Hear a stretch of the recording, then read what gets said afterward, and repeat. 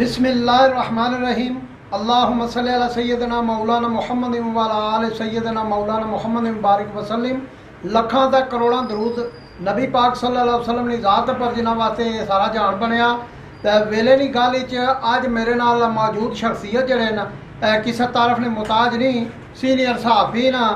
और मुख्तलिफ जिहड़े मामलात होने न, सियासी वैन या समाजी वैन, उन्हां पर बड़ी गहरी नज़र रखने न। राणा शबीर राजौरवी साहब, राणा साहब कोल जुस्सा ते इन्हां कोलों मैं सवाल पूछना चाहना अज।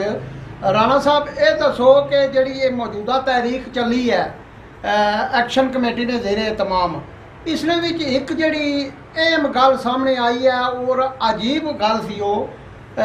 असां समझने आ बई अवामी जिहड़े नुमाइंदे होने न वो अवाम ने जिहड़े मामलात है, अवाम ने जिहड़े मसले मसाइल है उसने वास्ते सामने होने न और उसने वास्ते कम करने।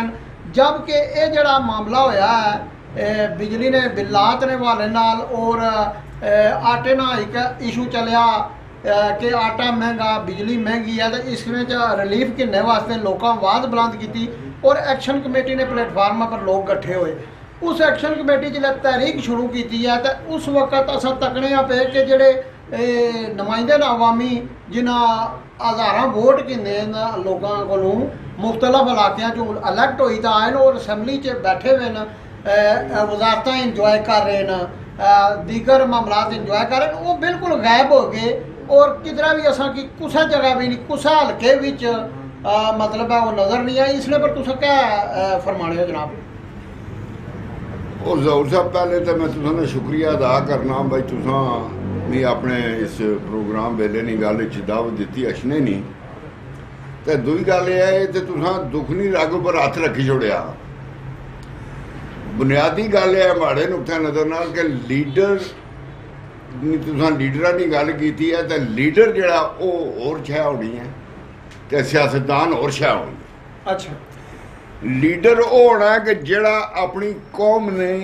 मुस्तकबिल आस्ते सोचना सही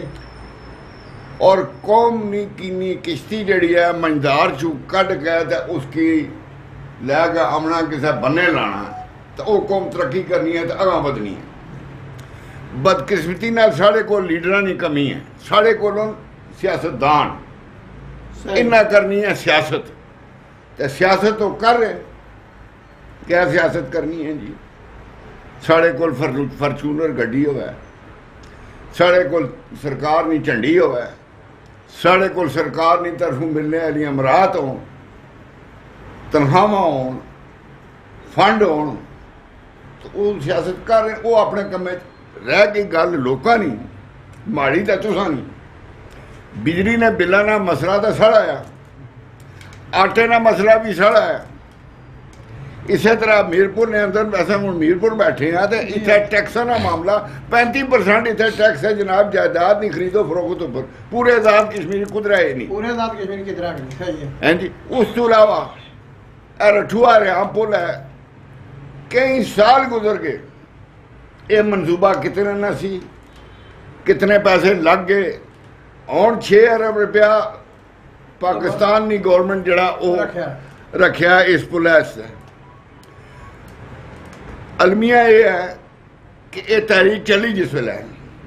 जॉइंट एक्शन कमेटी की तहरीक मेरपुर जो तकिया उसी बड़े बड़े जुलूस निकले जी,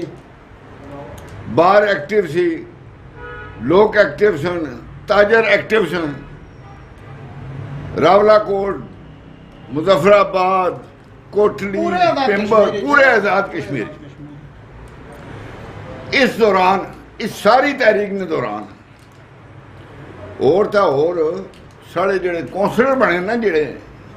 बड़े सियासतदान तो छोड़ो, वजीर की तो MLA हजरात की छोड़ो, वो भी नजर नहीं आए स्वाय चंद एक ने जेड़े कोई लोगों नाल दिलचस्पी रखने सन, लोगों नाल मसाइल निहालनी दे वो आए सामने। बाकी अक्सरियत कौंसलर साहिबान ने भी कोई नहीं नजर आई। तो वजीर मशीर तो कोशिश करने कि तहरीक चला ही ना। अच्छा, और उसने तुसा तकिया हो सी 11 मई की जिस कॉल आई है तो बड़े बड़े लीडर इतने ताजर ने लीडर तो बड़े बड़े जनाब उलमा हज़रात तो बड़े बड़े अवामी लीडर जनाब बयान जारी किए कि साढ़ा इस नाल तलक ही कोई नहीं। ये सारिया गल्लां मानी खेल मुजफ्फराबाद बाग रावला को पूरे आज़ाद कश्मीरी मीरपुर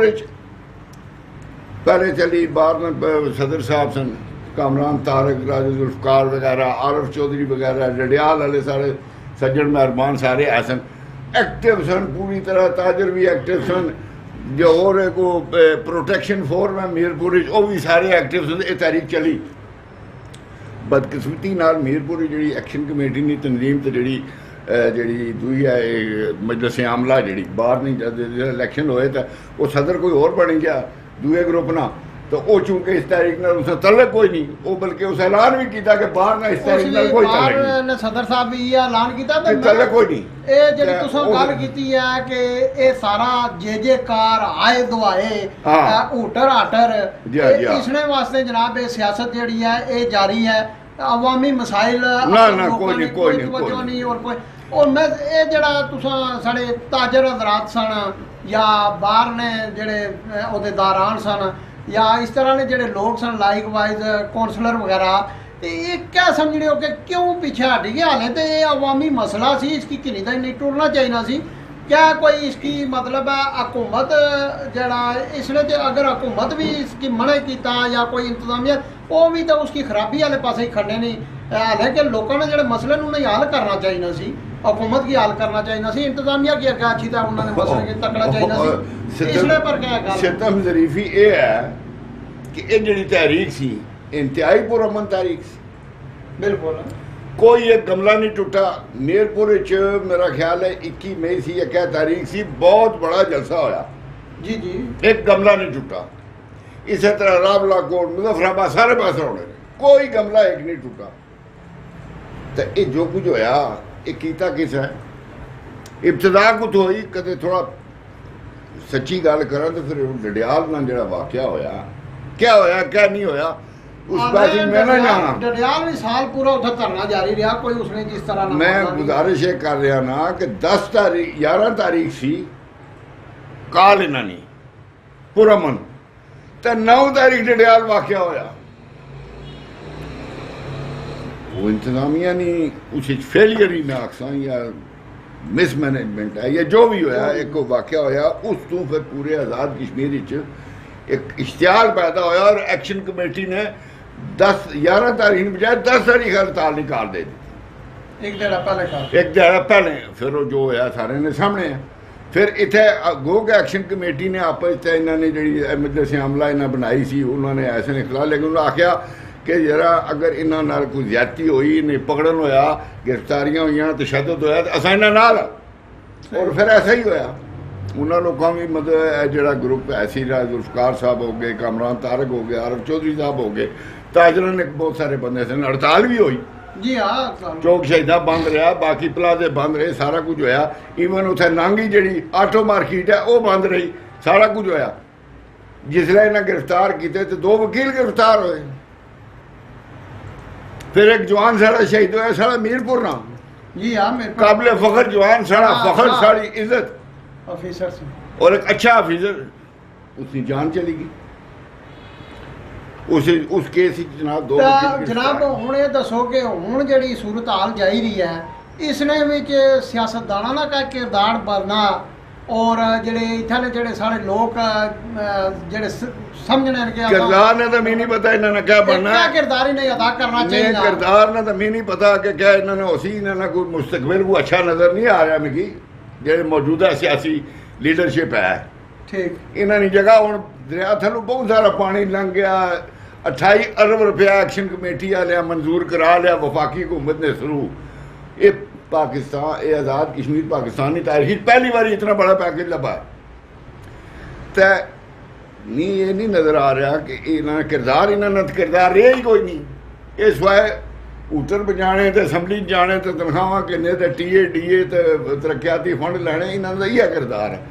लेकिन आने वाले इलैक्शन मिगी नज़र आ रहे हैं कि बहुत सारे जेडे लीडर बने ना लीडर सो कॉल्ड लीडर ਇਹ ਤੁਸੀਂ ਅਸੈਂਬਲੀ ਨਜ਼ਰ ਨਹੀਂ ਆਉਣਾ। ਜੀ ਰਾਣਾ ਸਾਹਿਬ ਨੇ ਇਹ ਕਹਿਣਾ ਕਿ ਪਾਣੀ ਜਿਹੜਾ ਪੁਲਾਂ ਨੇ ਥੱਲੋਂ ਬਹੁਤ ਸਾਰਾ ਨਿਕੜੀ ਗਿਆ ਔਰ ਜਿਹੜੇ ਮਾਮਲਾਤ ਹੈ ਉਹ ਇਹ ਜਿਹੜੇ